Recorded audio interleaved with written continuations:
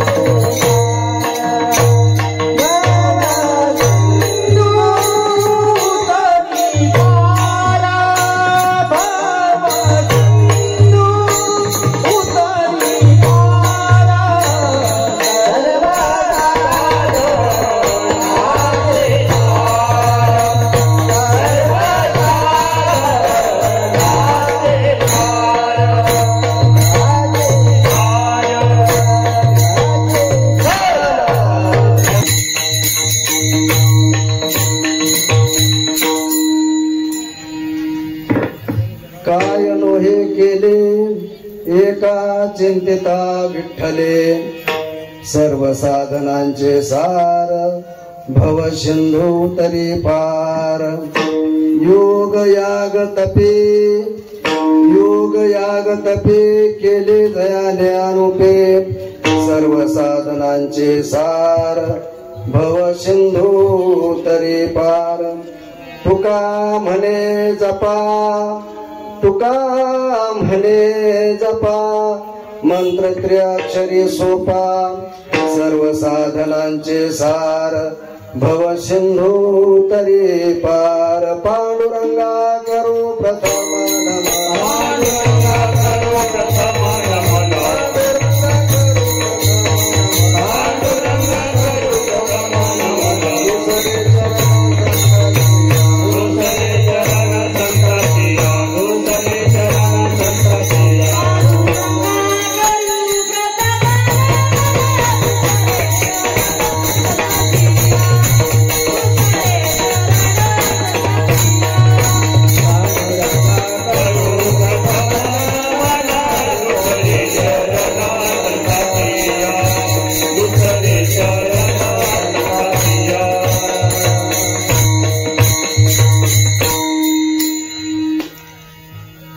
गंगा विशुद्धं नितपादस्पर्शं सर्ववेष्टितं चुम्बितं पुण्यस्थानं सराले स्थितं समाधिस्थमूर्तिं नमामि गंगा गिरियोगिराजं तपो ज्ञान वैराग्य भक्ति स्वरूपं सदालंकृतं साधु संन्यास योगं मुखे वेदांत शास्त्रार्थ नीतिं नमो नारायण गिरिं ब्रह्म स्वरूपं ओम नमो ज्ञानेश्वर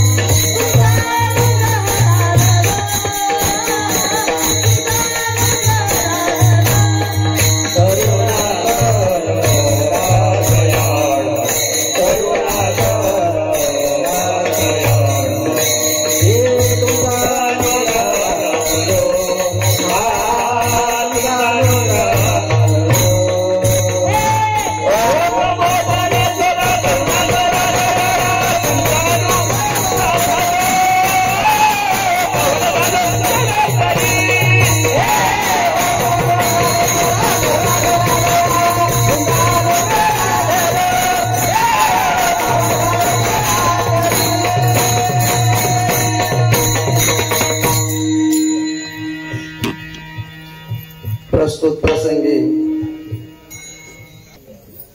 नामपर प्रकरणातील काय नोहे केले एका चिंतिता विठ्ठले सर्व साधनांचे सार, भव सिंधू तरी पार, यावर विवेचन करण्यापूर्वी थोडासा परिहार देणं गरजेचं.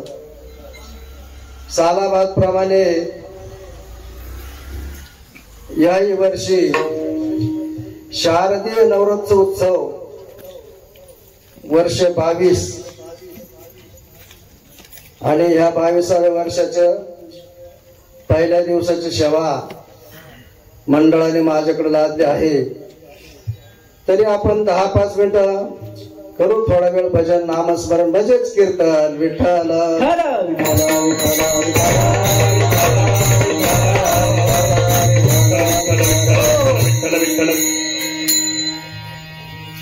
आज सुवर्ण योग असा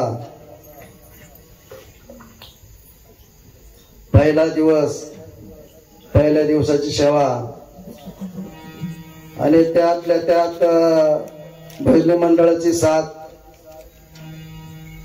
भरपूर लाभलेली आहे. सुधाकर वरपे पाटील आहेत, जालंधर महाराज वरपे आहेत, महेश महाराज आहेत, आपले कृष्ण महाराज आहेत अगोदर, कटकेंच्या अगोदर कृष्ण महाराज आहे ना, कटके महाराज आहेत, गायकवाड महाराज, सतीश महाराज, ज्यांना कधी राग येत नाही ते अनुराग महाराज,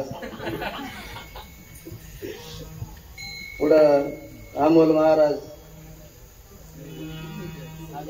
सत्य महाराज आहेत, महेश महाराज, नैतिक महाराज आहे.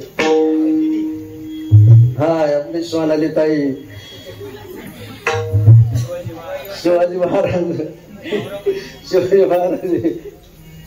हे काय भावराव माझं तर विलास महाराज, आमचे संपत महाराज आहेत, विनेकरी महाराज, काय नाव रे, स्वराज महाराज, तुळशीवाल्या अक्का ताई, मृदंगाचार्य सुहास महाराज, मधुकर महाराज पीटी मास्तर, सावंत सृष्टी माले,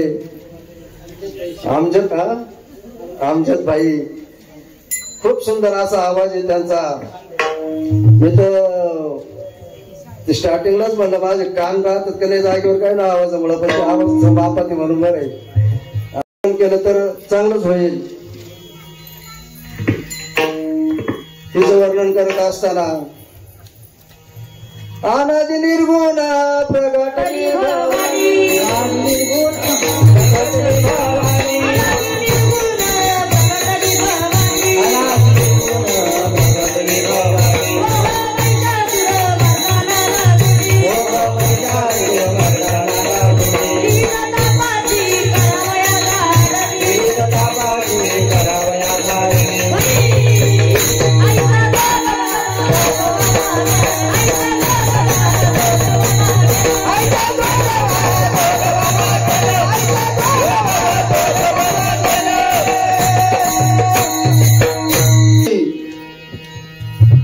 या देवीचा थांग बघता कोणालाही लागत नाही.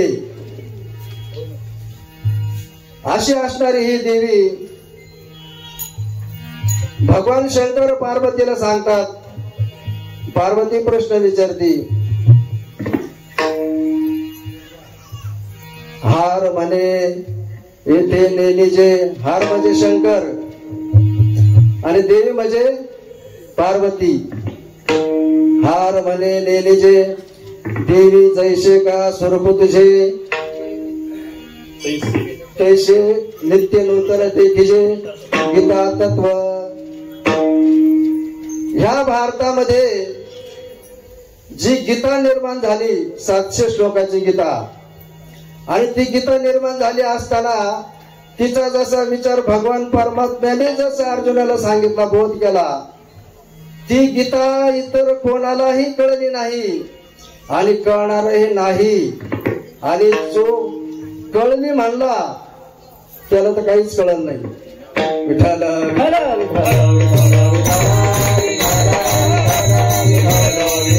अशी ही 700 श्लोकाची गीता भगवंताने अर्जुनाला सांगितली. ती जशी नित्य नूतन नवी आणि दररोज वेगवेगळे तिचे प्रकार होत असतात. म्हणजे हार म्हणे नेजीचे जय देवी जैसे का स्वरूप तुझे. कारण भगवान शंकर दररोज उठले म्हणजे मग स्नान केलं, मांडी घातली, मांडीवर हात ठेवले तर ध्यान चिंतन करायचं. सारखं चिंतन करत असे. पार्वती बघायची येता जाता येता जाता का ब्रह्मांड ज्याचं चिंतन करतय, जे ध्येय त्या ध्येयाचं जे चिंतन करतय, तर मग हा बाबा कोणाचं चिंतन करतोय. तेव्हा पार्वतीने विचारलं तर देवा तुम्ही कोणाचं चिंतन करता असता. सगळं ब्रह्मांडाने तुमचं चिंतन करावं. श्रीराम जय राम जय जय राम, जय राम जय जय राम, श्रीराम जय राम जय जय राम. भजन करी महादेव, भजन करी महादेव, भजन करी महादेव, भजन करी महादेव.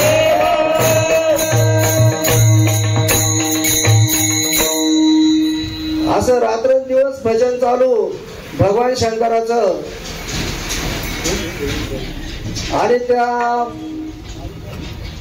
भजन करत असताना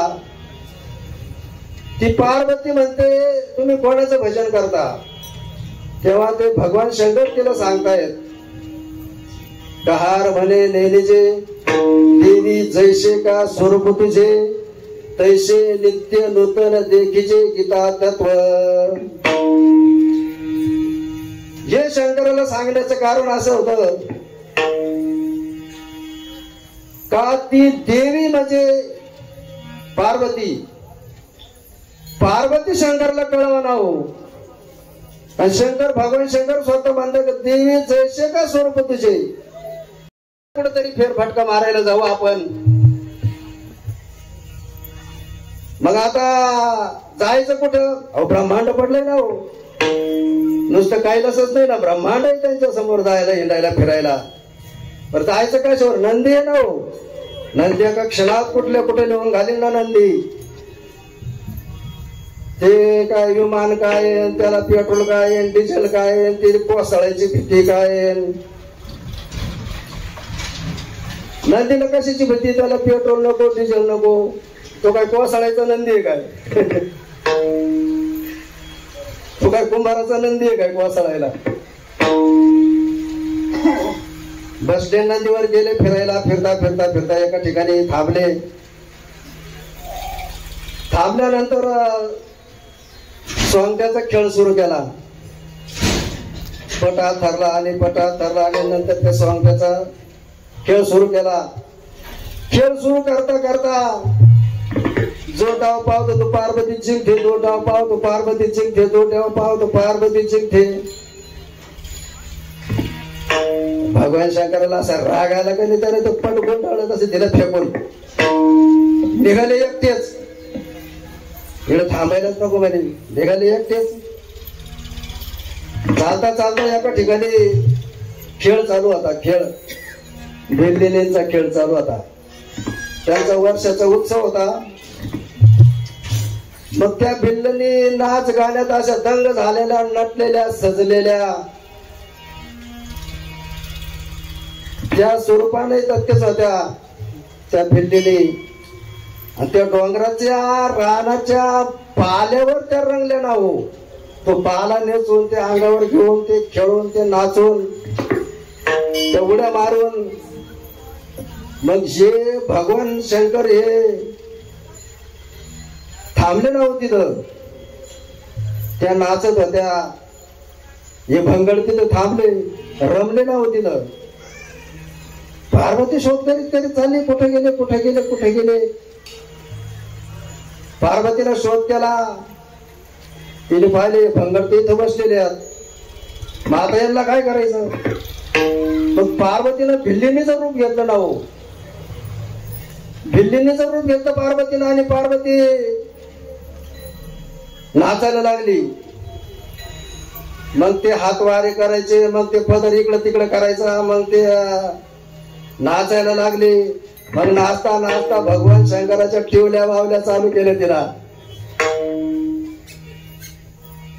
मग ते ठेवल्या बावल्याचा खेळ चालू केल्यानंतर मग ते हे भंगनाथ भाळले ना हो पार्वतीवर. त्यांना काय माहिती भिल्लीने म्हणून ते भाळले तिथं.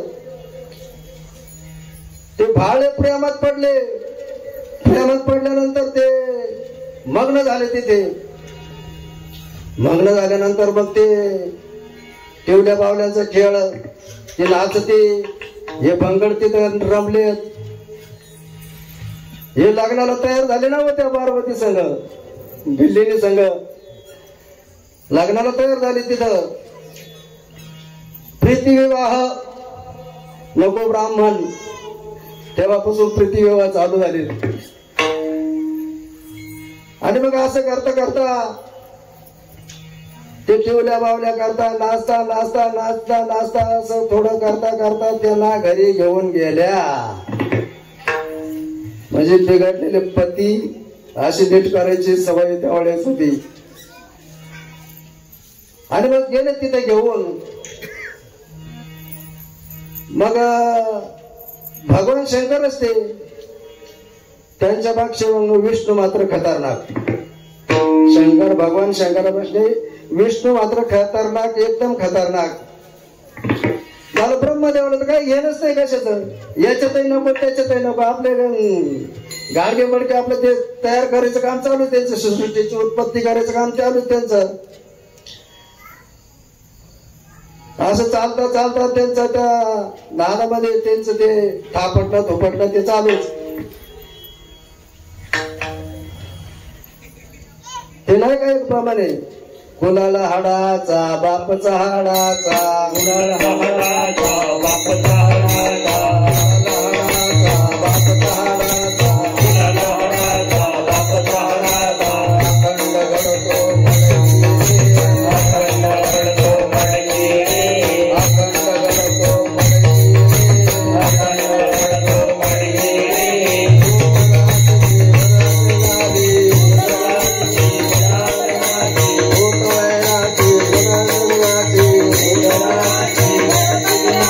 हिमालयाच्या खडकी रे, हिमालयाच्या खडकी रे, हिमालयाच्या खडकी रे, हिमालयाच्या खडकी रे. प्रेमाचे गतीने पाहुणे गगने गगने, माझे बोलले गगने गगने, माझे बोलले माझे बोलले माझे बोलले, माझे बोलले कालवा, माझे बोलले डोंगरे, माझे बोलले कालवा, डोंगरे माझे बोलले, डोंगरे माझे बोलले कालवा, डोंगरे माझे बोलले.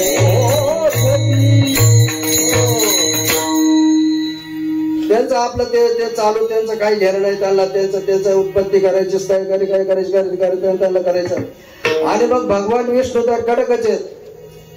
आणि मगून पार्वती, भगवान शंकर आणि विष्णू. आता विटेवर कोण उभे येतो? भगवान विष्णूच विटेवर उभे आहेत ना, विठ्ठलाच्या रूपामध्ये. मग विठ्ठलाचे पहिले वारकरी कोण?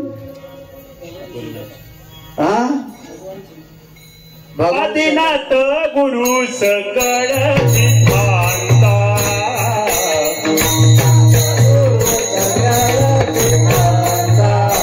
आदिनाथ गुरु सकळ सिद्धांता,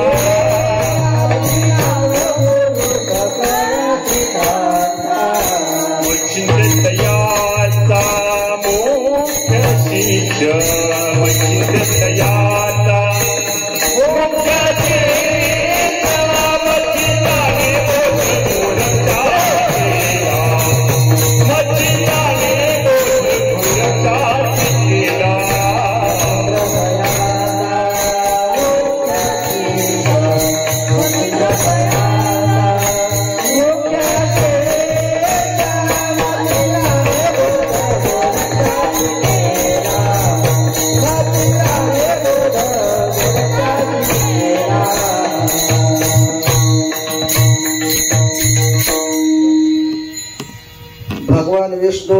विटेवर उभे आलेत पांडुरंग म्हणून. आणि हे पहिले वारकरी भगवान शंकर वारीला आले, मंदिरात गेले, दर्शन घेतलं. त्या भगवंताला एवढा आनंद झाला का हा वारकरी आणि पायी वारीला आले ना हो. काही साधन न आणताना पायी वारीला आले ते. त्यांनी जसं भगवान शंकरला उच्चारलं तसं डोक्यावर घेतलं. एक एकाचे हृदये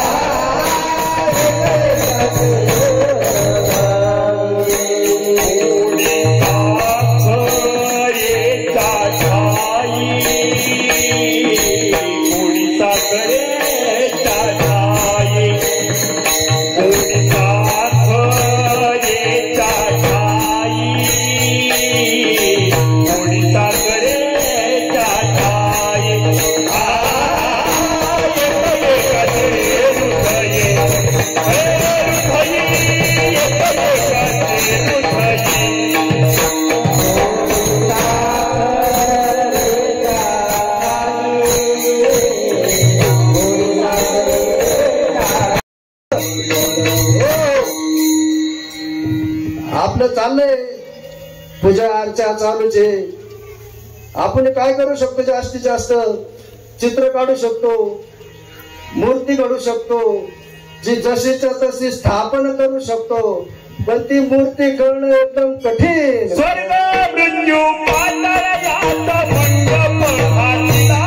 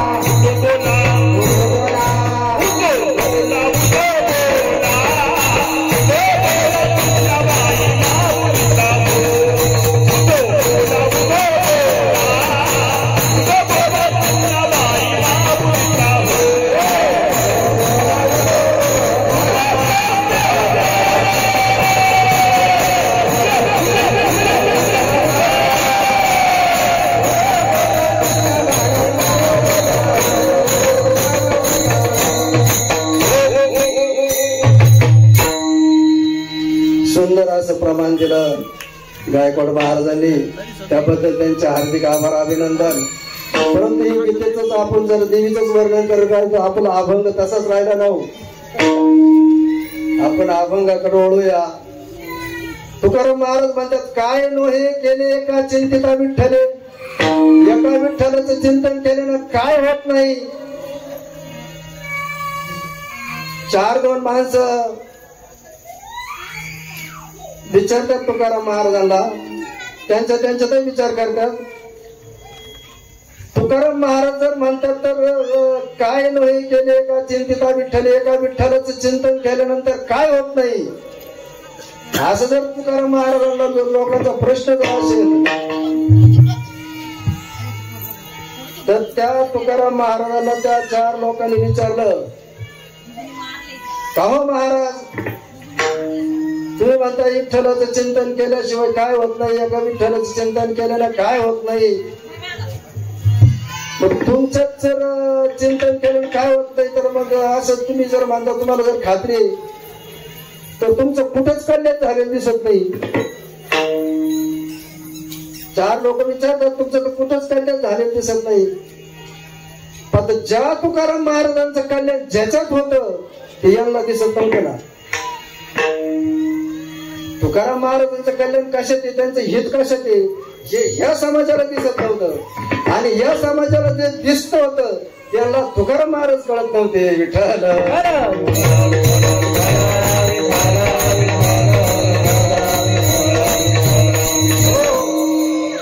तुकाराम महाराजांचं चरित्रच असं होतं का तुकाराम महाराज म्हणायचे माझी मज झाली अनावर वाचा छंद या नामाचा घेतलाची.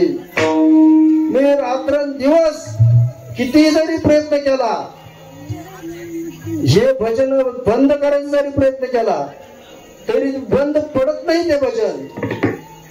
आपल्या तुकाराम महाराज मध्ये एवढासा बदल आहे का तुकाराम महाराज भजन बंद करायचा प्रयत्नही करतात. कारण तुकाराम महाराजांच्या भजनानं गावकऱ्यांचं डोकं उठलं.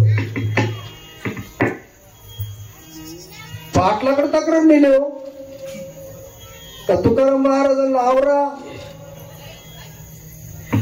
आम्ही रात्रंदिवस कष्ट करतो, काबड कष्ट करतो, घरी येतो, झोपतो, पडतो, तर आम्हाला हात झोप लागून देत नाही तुकाराम महाराज. सारखं त्याचं भजन चालू 24 तास. आणि त्याच्या भजनानं आमचं डोकं उठलं, यानं टाळ वाजून आमचं डोकं उठवलं. पाटलापर्यंत गोपाला पाटील गावीचे लोक, गोपाला पाटील गावीचे लोक, गोपाला पाटील गावीचे लोक, गोपाला पाटील गावीचे लोक. आता मज भीका गाली, आता मज भीका कोणा घाली, गोपाला पाटील गावीचे लोक, गोपाला पाटील गावीचे लोक.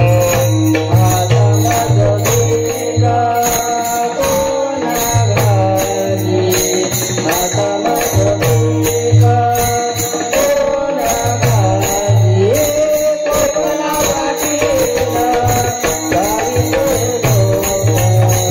गोपाला पाटील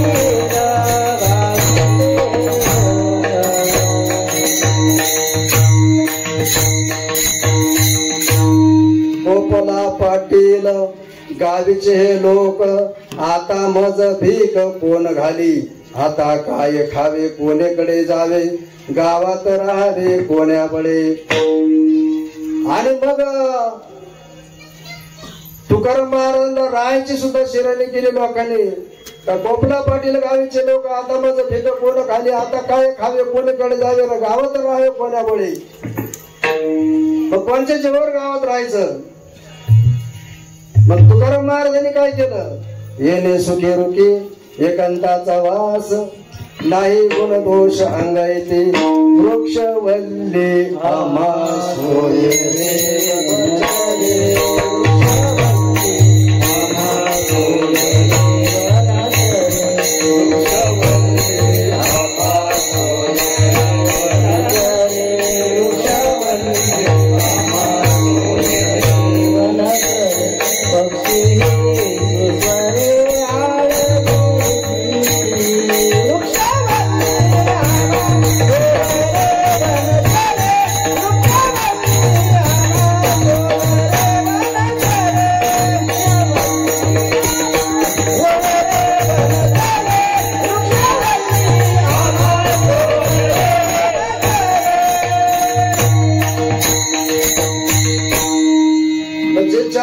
तुकाराम महाराजांना प्रश्न विचारायला आले होते. ते तुकाराम महाराज म्हणतात येणे सुखे रुचे एकांताचा वास, नाही गुणदोष अंगा येते.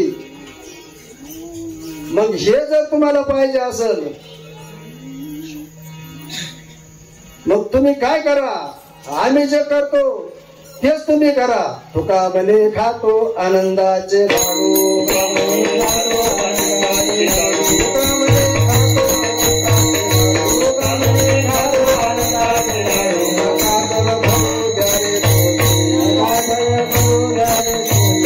काजल भरू द्या रे तुकाराम महाराजांचं काय सांगितलं होतं? तुकाराम महाराजांना ते लोक म्हणजे तुमच्यात तरी काय बदल आहे? तुकाराम महाराज म्हणजे आम्ही खातो आनंदाचे लाडू, तुम्हाला पाहिजे असेल तर तुम्ही घ्या. मग तुम्हाला पाहिजे असेल तर तुम्ही लाडू खा, तुम्ही घ्या, तुम्हाला देव जवळ करा, तुम्ही तुमच्या पद्धतीनं करा. मग चार लोक काय म्हणे तुकाराम महाराज नका, तुकाराम महाराज असं नाही चालत हे. एकदा काय झालं, सकाळची वेळ, सकाळचा प्रसंग, आणि त्या वेळेत तुकाराम महाराज बाहेर निघाले आणि काही लोक, ते चार लोक गावात येत होते. त्यावेळेस बाहेर देशाला जवळजवळ शक्यतो लोक बाहेरच जात होते. बाहेर देशाला चालल्यानंतर तुकाराम महाराजांना त्या लोकांनी बघितलं, दोन लोकांनी बघितलं, आणि बघितल्यानंतर आले घरी. घरी आल्यानंतर हे महाशय गावातच होते.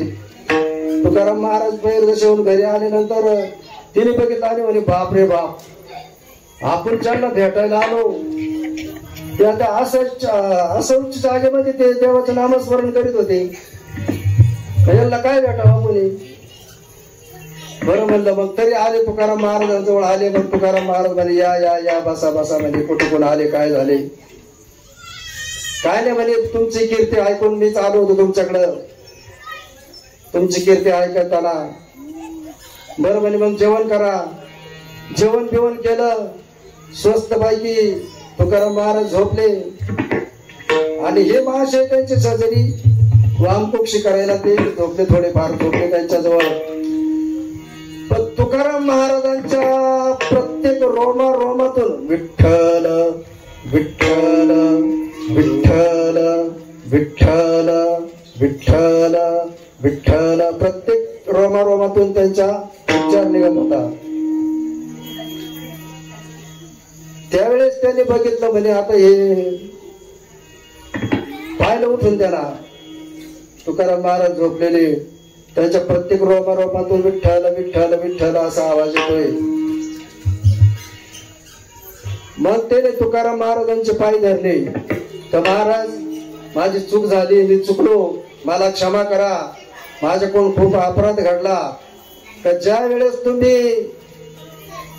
मी वाटलं होतं मला की तुम्ही असं उच्च जागेत तुम्ही पांडुरंगाचं नामस्मरण करतात, म्हणजे तुमची चुकीच आहे, चांगलं नाही हे. चांगल्या ठिकाणी ते भजन करावं, चांगल्या ठिकाणी पूजन करावं का अशा ठिकाणी कुठे देव भजन पूजन करत असता का? तुकाराम महाराज म्हणे काय चुकलं असं, ते चुकलं असं नाही म्हणे, मीच चुकलो म्हणे, माझ्याकडून चूक झाली. मग इतकं जर असताना तर ह्या नामामध्ये इतकी ताकद आहे, एवढं सामर्थ्य आहे या ताकामध्ये, या नामामध्ये एवढी ताकद आहे का या विठ्ठलाचं नाम घेतलेलं काय होत नाही. अभंगाचं पहिलं चरण, काय नो हे केले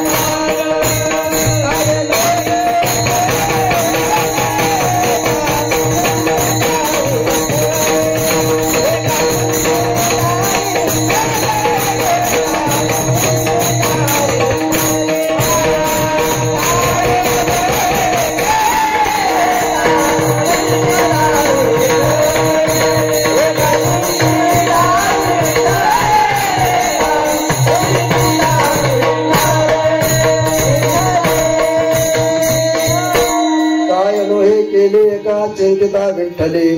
तुकाराम महाराज म्हणतात की एका विठ्ठलाचं चिंतन केल्यानं काय होत नाही. त्या नामाचं महात्म्य सांगत असताना तुकाराम महाराज जगाला उपदेश करीत असत का जवळ हे सकळ सिद्ध आहे. हात चालावया पाय तव तू आपले स्वहित पाय तीर्थयात्रा जाय चुको नको. हाच मंत्र आणि समाजावर प्रकार पाडण्यासाठी या मंत्राचा जप करायला सांगितलं तुकाराम महाराजांनी. का तुम्ही तीर्थयात्रा करा, नामस्मरण करा. असंच तुकाराम महाराजांचा उपदेश ऐकून तुकाराम महाराजांचेच एका खंडू सुतार म्हणून नावाचा एक माणूस होता आणि त्याने सांगितलं म्हणजे आता हे तुकाराम महाराज तर म्हणतात जवळ हे सगळं सिद्ध आहे. हात चालावया पाय उठवतो आपले सोयीत पाय तीर्थयात्रा जाय चुकू नको. मग हा खंडू सुतार गेला तुकाराम महाराजांकडे माहित महाराज मला मी तीर्थयात्रा करायची जाण्याची इच्छा आहे. अरे म्हणजे मग आनंदाचीच गोष्ट आहे, चांगली गोष्ट आहे, आनंद आहे, फार आनंद आहे मध्ये. बरं मग महाराज म्हणे पण माझ्याकडे काही नाहीये हो. खर्च नको का, गावगाव जायचं म्हणलं तर खर्च पाहिजे ना. माझ्याकडे काही नाही हो. बरं तू कशाला काळजी करतो म्हणे. तुला काळजी करायचं काहीच काम नाही. तुला किती येटायचंय मला सांग. म्हणजे मला पूर्ण भारत फिरायचंय म्हणे. तुम्ही सांगितलं ना तीर्थयात्रा जाय चुकू नको. मला सगळ्या तीर्थयात्रा करायच्या म्हणे. मग आता काय करायचं. मग खर्चायला तर माझ्याकडे काही नाही म्हणे. तुकाराम महाराज म्हणे काय काळजी करू नका, घाबरायचं काही कारण नाही तुला. तुकाराम महाराजांनी एक खडा घेतला त्याच्या हातावर ठेवला. त्याचा होन तयार झाला ना हो. त्याचा होन तयार झाला म्हणजे सोन्याचा होन तयार झाला. त्याचा नामाची शक्ती सांगतोय मी. त्याचा होन तयार झाला तो त्याच्या हातावर ठेवला. म्हणजे जा म्हणजे आता तू तीर्थयात्रा करायला. त्यावेळेस त्या होनची किंमत 5-7 रुपये होती त्या काळात, आताच्या काळात नाही. त्या काळचं सांगतो 5-7 रुपये व्हायचे. पण एक असं कर म्हणे हे 5-7 रुपये झाले ते होण्याचे तर 1 पैसा खिशात घाल म्हणे. बाकीचे खरंच तू जेवढा 11 रुपये वर्गले द्यायचे असेल तेवढा 1100 काही कमीच नाही ना. होन मोडायचा 1 पैसा खिशात घालायचा आणि बाकीचे वाटप करायचे. येता येता फिरता फिरता फिरता फिरता या देवाला जाय त्या देवाला जाय. आता भारतभर फिरायचं म्हणजे आता ते आपण किती गव्हर्नमेंट करणार. त्याचं किती दिवसात जाऊन येतोय तो. पण तुकाराम महाराजांनी त्याला सांगितलं होतं हा होन आणि याचा वापर फक्त एवढाच कर, मात्र बायकोच्या साडीसाठी नाही. याचा वापर याचाच करायचा. 1 होन मोडायचा, त्याचे पैसे आले 1 पैसा खिशात घालायचा, बाकीचे खर्चायचे. 1 पैसा खिशात घालायचा, बाकीचे खर्चायचे. असं करता करता त्याने 4 धाम यात्रा करून आला. तो आला महाराजांजवळ आला. महाराजांना सांगितलं म्हणे महाराज मी दर्शन करून तुमचा आशीर्वाद घेतो आणि मी सगळं तीर्थ फिरून आलो म्हणे. वा वा वा वा म्हणे चांगलं झालं, आनंद झाला, गोष्ट चांगली म्हणे. त्यामध्ये एक ब्राह्मण होता. त्या ब्राह्मणाला सांगितलं महाराज माझ्याकडे 10,000 रुपये कर्ज आहे म्हणे. ते कसं फेडायचं म्हणे. मग आता ते कर्ज कसं फेडायचं म्हणल्यानंतर मग त्याने सांगितलं म्हणजे तुम्ही जा ज्ञानेश्वर माऊलीकडं. आता माऊली म्हणल्यानंतर आईचे नाव. मग आता आई जर गेल्यानंतर तिला जर मुलगा जर रडलं तर ती आई तिचा अपेक्षा पूर्ण करतेच ना हो. ते रडायला लागल्यानंतर काय करणार नाही ती आई, त्याच्यासाठी काहीतरी करणारच ना. मग ज्ञानेश्वर महाराजांनी त्यांचं काहीतरी तुमची पूर्तता करायची ठरवलीच मनामध्ये. आणि आज सगळ्यात आहेच ना हो. माऊलीची जर माऊली माऊली म्हणल्यानंतर काय कमी सांगा ना तुम्ही. हजारो लाखोला लोक जर समजा जर जातात आपल्या त्या दिल्लीमध्ये, लाखोवधी लोक कोट्यावधी लोक जर जातात एवढ्या पंढरपूर मध्ये एवढी यात्रा भरती, कोण उपाशी राहिला हो? बरं एवढ्या समाजात कोणी उपाशी राहत नाही, मग त्याला कशी माऊली उपाशी ठेवेल? मग त्याला सांगितलं म्हणे तुझ्याकडे 10,000 रुपये कर्ज आहे ना, असं कर म्हणे. मग माऊलीला त्याच्या स्वप्नात जाऊन सांगितलं तू असं कर म्हणे, तू कोणतं गाव? विठ्ठल विठ्ठल. तू लोळगावला जाय म्हणे आणि तिथे शिवाजी नावाचा माणूस आहे म्हणे, त्याच्याकडे जाय म्हणे तू. आणि तू जे देईन का ते माझ्याकडे घेऊन ये म्हणे, तू जे देईन ते माझ्याकडे घेऊन ये म्हणे तू. आता माऊलीला जर माऊलीचा साक्षात्कार झाल्यानंतर हा सकाळचा उठला गेला त्या शिवाजी महाराजांकडे. शिवाजी नावाने त्याचा आडनाव ते पुढचं काही नाही सांगतात, महाराज शिवाजी महाराज. आणि मग तिकडे गेला, त्यानं काय केलं, त्या 3 पासा होत्या का कुळवाच्या वक्राच्या. आता कंपनीच्या लोकांना नाही सांगता येणार, जुन्या माणसांना सांगते पुळव काय, फराट काय, पाभर काय, चपाट्या काय. मग त्याचे पासा जोडलेला असायचे का पासा, ते वसन घेण्याकरता ते पास, तर 3 पास दिले त्याला. तर 3 पास दिले त्या ब्राह्मणाच्या मोकडे, ते 3 पास दिले त्याला. तो घेऊन चालला, पण काय पोचत ते लोखंड दिले म्हणजे याला माझ्याकडे आता एक कळ लागले. आता हे काय तुला, त्याला 2 टाकूनच दिल्या, त्याला 2 पासा टाकूनच दिल्या. एकच घेऊन आला तुकाराम महाराजांकडे. आणि तुकाराम महाराजांना महाराज महाराज हे बघा म्हणे, त्याला हे लोखंडाची पास दिली म्हणे मला एक. तुकाराम महाराजांनी फक्त बघितलं त्या पासाकडं, मंत्र म्हणले नाही, काही अंगारात उभारा लावलं नाही, नुसतं बघितलं, नुसतं बघितलं. आणि बघितल्याबरोबर त्या सोन्या त्या पासाचं काय झालं, सोन्यात रूपांतर झालं. त्याचं 10,000 खर्च तेवढं फिटत होतं. त्याला वाटलं त्यात 2 असतं तर त्या 2 असतं तर आणि चांगलं झालं असतं ना. मग त्या 2 पास तो परत पाहायला गेला, त्याला आतापर्यंत सापडला नाही.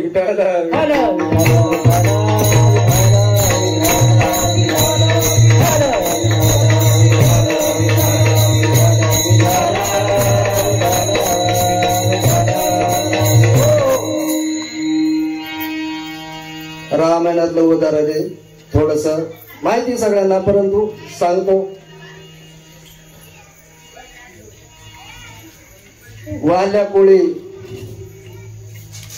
त्याचं प्रमाण आहे ना, वाल्या कोळी म्हातारी,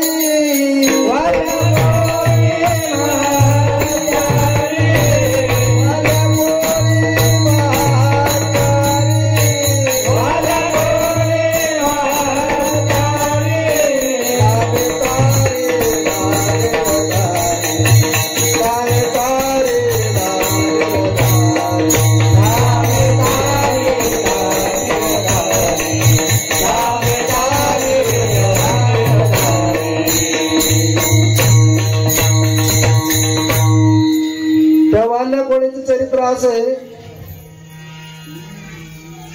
का तो रानावानात जायचा आणि कोणाला छळायचा, कोणाला मारायचा, कोणाला लुटायचा, कोणाला काय करून ते असं. आता म्हणतात तो एक ब्राह्मण मारल्यानंतर त्याला एक तो शाळीग्राम तो एका राजनात आणून टाकायचा, अशी आख्यायिका आहे. परंतु तो वाल्या कोणी जरी होता, रत्नाकर त्याचं नाव होतं पूर्वीच, आणि हुशार होता, तो ब्राह्मण होता पण हुशार होता. कारण मला तरी वाटत आहे का इतका गुंड असताना जर रामायण लिहिल असं तर काही मला वाटत नाही. परंतु संगती संगदोषेण सर्वदुःखाय गणपती, संगतीमुळे त्याची विसंगती झाली आणि तो या आडमार्गाला लागला. नाहीतर तो पूर्वी ब्राह्मण होता, त्याचं नाव रत्नाकर होतं. आणि तो रत्नाकर असताना, तो ब्राह्मण असताना त्याला वाईट वळण लागलं. त्या वाईट वळण लागल्यामुळं तो थोडासा वायाला गेला आणि मग तो लूटमार करू लागला, माणसं मारू लागला. असं करता करता एक दिवस ती नारदांची गाठ झाली. नारदांची भेट झाली आणि नारदाला सांगितलं, म्हणे कोण आहे तुम्ही? म्हणे मी अमुक अमुक आहे म्हणे. म्हणे काय तुमच्या जवळ द्या म्हणे माझ्याकडं. म्हणे माझ्याकडे काय नाही म्हणे, चिपळे आणि विणा. चिपळा विणा माझं भजन करायचं साधन आहे म्हणे, याचं दुसरं काही नाही म्हणे. म्हणे तुम्ही काय करता म्हणे? म्हणजे आम्ही भजन करतो, कीर्तन करतो. पण तुम्ही कीर्तन करता का? मग तुमच्याकडे असायलाच पाहिजे. कीर्तनकार काय मोकळा राहत नाही, कीर्तन करा तुमच्याजवळ असायलाच पाहिजे काहीतरी. तुम्ही काढा म्हणे. नाही नाही म्हणे माझ्याकडे काही नाही म्हणे. तू बघ म्हणे, झडती घेऊन बघ माझ्याकडं.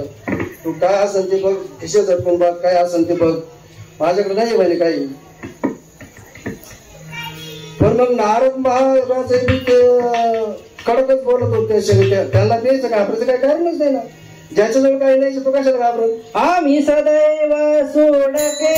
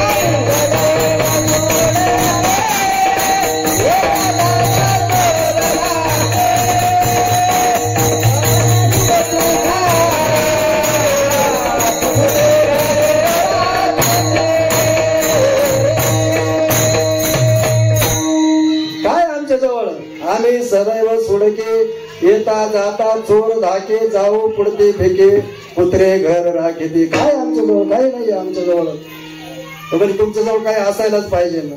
अरे म्हणे तू, अरे बाबा माझ्याकडे असू नाही तर नसू, कशासाठी करतो म्हणे तू एवढं कुठं आहे? याला मार, त्याला दोबड, याला हे कर, त्याला ते कर, कशासाठी करतो म्हणे तू?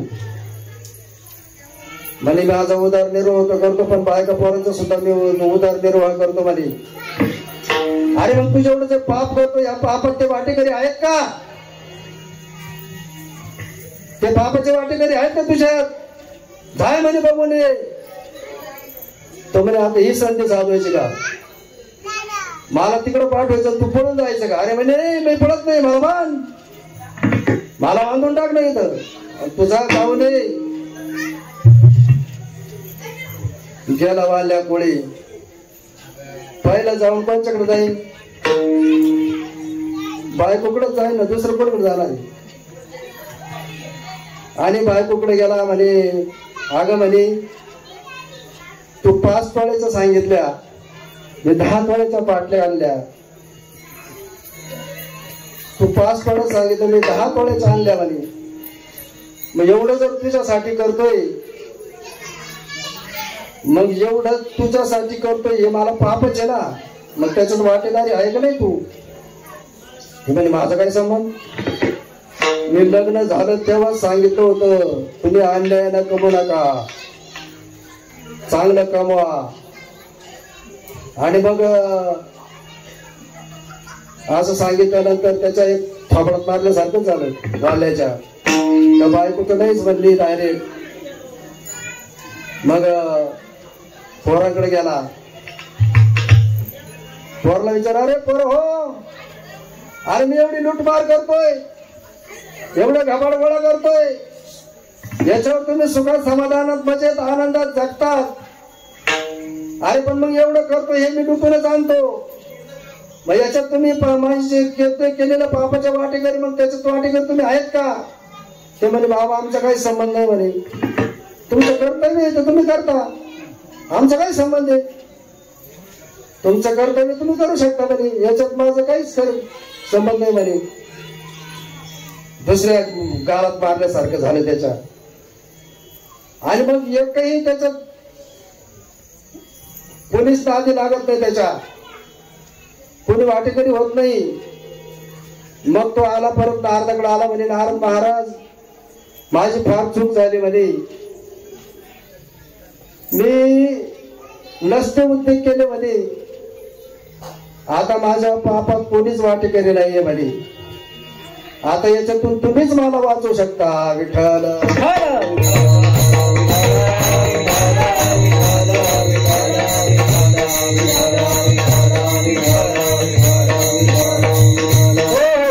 अरे मग तुला याच्यातून वाचायचं असतं तर एक मार्ग सोपा आहे म्हणे, तू राम नामाचं जप करणं म्हणे. राम नामाचं जप केल्यानंतर तुझा उद्धार झाल्याशिवाय राहणार नाही म्हणे. अरे म्हणे पण मला रामच मानता येत नाही ना. आता ज्याला राम मानता येत नाही असं कसं होईल का? राम मारा जरी म्हणलं तरी मग आलाच ना. राम मरा, पण मग मरा मरा म्हणल्यानंतर त्या मराचं राम तयार होतच ना. पण माझा प्रश्न असा आहे पहिला का, मग का नाही येऊ म्हणता का येऊ नाही? रात म्हणता येतो, मत म्हणता येतोय, आणि मरा म्हणलं तर मत म्हणताच येतोय ना. मग असा राम का म्हणता येत नाही? मग मरा कसं काय म्हणता येत नाही? म्हणजे मरा सुद्धा त्याला म्हणता येत नाही, त्याचं पाप आडवं आलं विठ्ठल.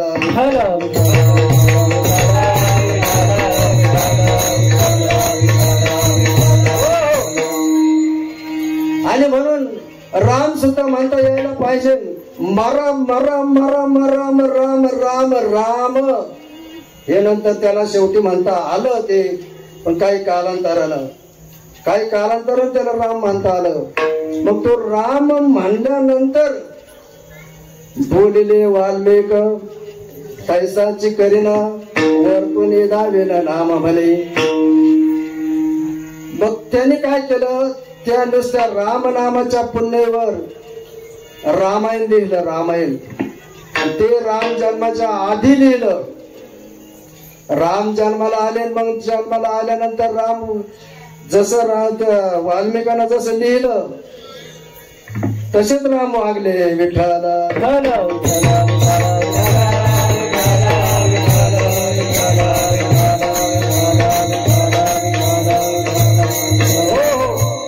एवढी तर रामनामामध्ये ताकद आहे,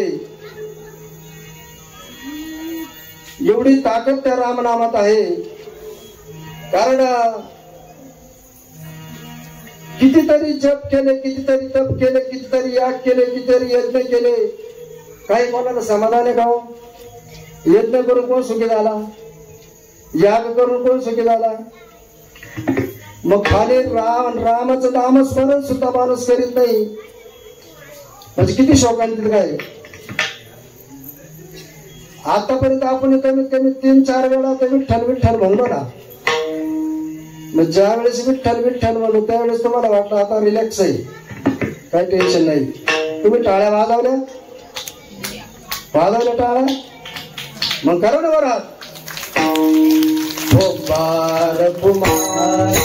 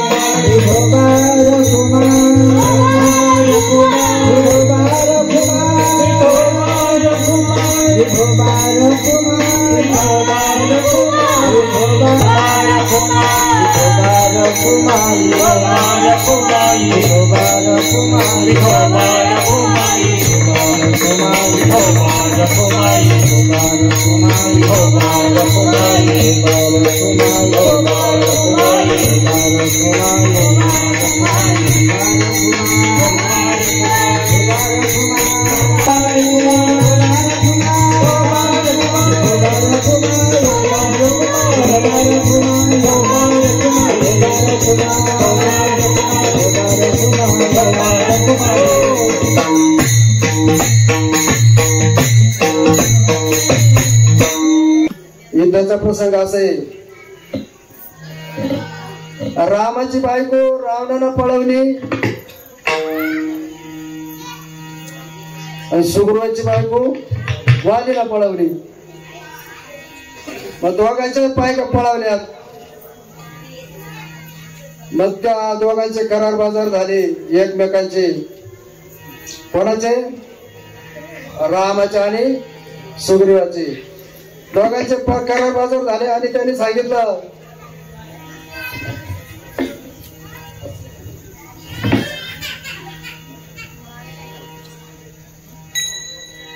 का सीता रावणानं चोरून नेली, त्याला मी सहकार्य करतो, मी मदत करतो. आणि रामानं सांगितलं तुझी बायको जरी समजा वाणीने नेली तरी मी तुला मदत करतो. मग असे करता करता सुग्रीवाला पाठबळ दिलं रामानं. पाठबळ दिल्यानंतर सुग्रीवाला वालीला भिडला. तो जाऊन सुग्रीव वालीला जाऊन भिडला. ज्या अर्थी तो आरदळत आला त्या अर्थी वालीची बायको तारा वालीच्या बायकोनं सांगितलं, अहो ज्या अर्थी तो एवढा आरदळत आलाय त्या अर्थी त्याला कोणाचं तरी पाठबळ आहे म्हणे. त्या पाठबळाशिवाय तो असा आरडत ओरडत येऊ शकत नाही म्हणे. वाली मस्त तो होता, मगर मस्त काय म्हणतात त्याला, पैलवान. त्याला जमलं नाही. त्याला जो पैलवान असतो तो असं तुटाला माणसाला जमलीत असतो का? अजिबात नाही. तर त्याच्या थोऱ्यात राहतो, त्याच्या तालात राहतो, त्याच्या नादात राहतो तो. आणि मग ते एकमेकाला भिडले, वाली आणि सुग्रीव भिडल्यानंतर असे फिरता रामाला अचूक असा बाण मारला वालीला. वाली पाडल्यानंतर मग सुग्रीव जिंकला. मग सुग्रीवाची बायको त्याला मिळाली. मग पुढे लंकेवर जायचं. लंकेवर युद्धाचा प्रसंग. सीता तर रावणाने सीता नेली. पण मग ती कुठे आहे? लंकेमध्ये. लंकेत तर जायचंय. मग लंकेत जायचं कसं? कुठं समुद्र आडवाय ना हो. मग समुद्र आडवाय तर मग समुद्रातून जायचं कसं? मग हे नळ नीळ आगंड जांबवंत मध्ये चाले हनुमंत. मग सुग्रीवाला युक्ती सुचवली म्हणे, असं करा तुम्ही, तुमच्यामध्ये एक नळ नावाचा वानर आहे म्हणे. नळ नावाचा वानर. आणि त्याच्या हाताने दगड तरतात म्हणे. त्याच्या हाताने दगड तरतात म्हणल्यानंतर लंकेवर पोल तयार करायचा. मग ते लागले ते वानर दगड नेऊन समुद्रात टाकायला. अरे म्हणे पण ते दगड टाकल्यानंतर ते अस्तव्यस्त व्हायचे ना. ते दगड कोणीकडे जायचे निघून. अरे म्हणे मग याला सिमेंट कोणतं वापरायचं? ज्या दगडांना सिमेंट कोणतं वापरायचं? हा जर दगड टाकला तर हा तिकडे जातो, तो तिकडे जातो. मग हे दोन्ही दगड एकत्र राहण्यासाठी याला सिमेंट कोणतं वापरायचं? त्याला राम नामाचं सिमेंट वापरा लागलं. मग राम नामाचं सिमेंट वापरा म्हणल्यानंतर एका दगडावर राहिल्याचा, दुसऱ्या दगडावर मल्याचा, एका दगडावर राहिल्याचा, दुसऱ्या दगडावर मल्याचा. असं करता करता तो सेतू पूर्ण झाला. मग सेतू पूर्ण झाला. त्याचं काम चालूच होतं. पूर्णत्वाला. प्रभू रामचंद्राला असं वाटलं माझ्या नावानं दगड करतात तर मग या पठ्ठ्यात किती सामर्थ्य असेल. माझ्या नावानं जर दगड करतात तर मग याच्यात किती सामर्थ्य असेल म्हणे. मग म्हणे असे 3 सालचा टाइम झाला. युद्धाचं ते पूल बांधायचं बंद झालं काम. संध्याकाळची वेळ. सगळे जिकडे तिकडे त्याच्या कामात गेले. हे बहादर एकटेच सटकले प्रभू रामचंद्र आणि गेले. तिने असा एक दगड उचलला आणि तो टाकला, तो डुबुकून गेला ना बुडून. मग थोडा मोठा घेतला, तो टाकला, तोही बुडाला. मग तिसरा घेतला, तिसरा टाकला, तोही बुडाला. मग आता हे बी इज्जत व्हायचं काम नाही का? माझ्या नावाने दगड तारतात आणि मी टाकतो ते दगड तरत नाही. म्हणजे आता इज्जत जायचं काम नाही का? मला इकडं तिकडं पाहायला गेला, पाहायला गेला माग मारुती उभा. म्हणजे मारुती कधी आलास? म्हणजे पहिल्याच दगडाला. अरे मारुती म्हणे माझ्या नावाने दगड का तारता येतात, तुम्ही टाकलेले दगड का तरत नाही म्हणे. मी टाकले स्वतः दगड का तरीत नाही म्हणे. हनुमंतानं सांगितलं, प्रभू याचा तुमचा हनुमान अंदाज नाही. तुझ्या नामाचा महिमा तुझं न करी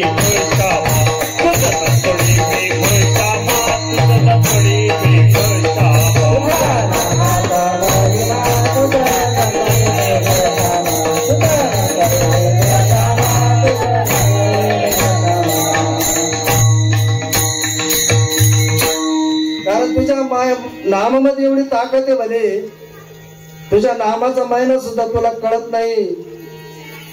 आता याच्यात तुझा माझा अनुमान अंदाज नाही. प्रत्यक्षातल्या गोष्टी आहेत. आता या तू दगड टाकले ते बुडाले, मी बघितलं स्वतः. तुम्ही टाकले ते बुडाले. मग तो दगड जो बुडाला, तुम्ही ज्याला सोडलं, तुमच्या जवळून जो गेला, तुम्हाला सोडून गेला, तुमच्या हातातून गेला, तुमच्या जवळून गेला, त्याला बुडाल्याशिवाय पर्याय काय?